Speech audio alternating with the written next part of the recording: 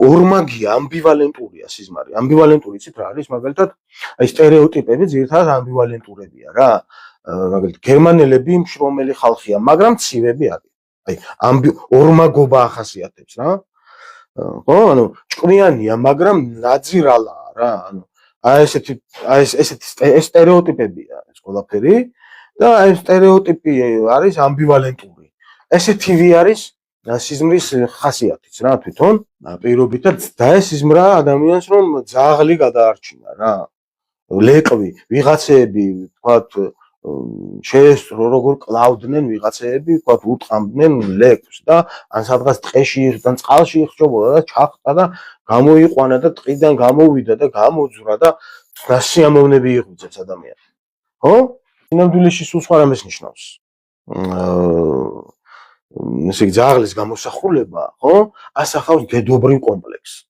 დედობრივი კომპლექსი რა არის? ეგრეთ წოდებული დედობრივი კომპლექსი. ანუ დედობა საერთოდ არაჩვეულებრივი მოვლენაა ადამიანის ცხოვრებაში, რა თქმა უნდა, მაგრამ კომპლექსი ხო გადახრა არის რა. რაღაც მოუგვარებელი საკითხებია და ესე იგი ძაღლის გამოსახულება სიზმარში ხილული, თორე ისე ძაღლის ჩვენი კარგი ცხოველია, მაგრამ აი მიდრეკილება ხო რაღაცაზე მიუთითებს რეალობაშიც კი. ამიტომ ვინ რას ზრდის, როდესაც ძაღლი ყავს, როგორი ძაღლი ყავს, როგორ ზრდის ამ ძაღლს.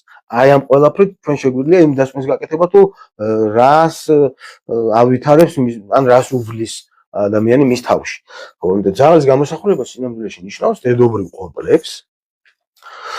რა არის ეს, რომ არ უშვებს და გუდავს. არ უშვებს დედა რაღაც მომენტში შვილს, ხო? არც აძლევს თავისუფალი და ნორმალ დამოუკიდებელი ცხოვრების საშუალებას და არც ასე ვთქვათ არც უშვებს და თვითონ განვითარების საშუალებასაც არ აძლევს. ხო, ანუ ეს კომპლექსი თუ არის, ჩვენ ხო უამრავ შემთხვევაში ესეთ სინამდვილეში ეს კომპლექსი გადაარჩინა, როდესაც ძაღლი გადაარჩინა სიზმარში. ანუ სიზმარი ხო სხვა რამეა რეალობისგან განსხვავებით. ამიტომ სინამდვილეში და მაგრამ ნასიამოვნებმა გაიღვიძა.